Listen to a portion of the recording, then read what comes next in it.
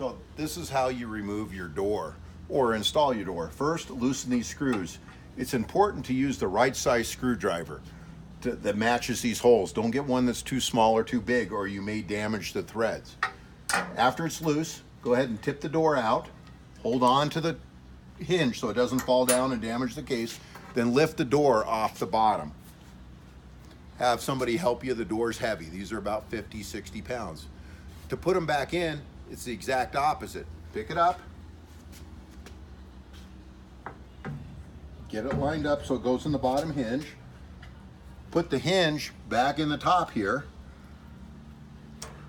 Slide it in. Craig, grab the piece of paper. I got the door.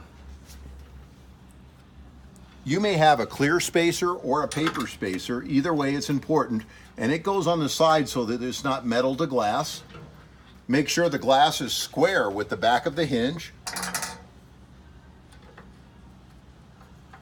Tighten up both hinges, both screws on the hinge. Then when you close your door, check and see if the line is the same all the way up and down.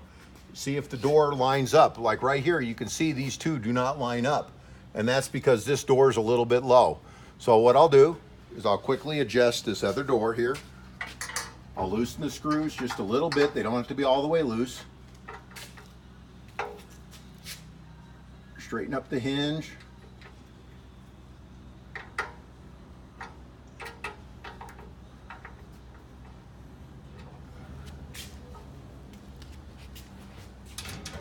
Now the doors are very close to lined up. We could do it again if we needed to. But see this line right here? It's almost parallel all the way down.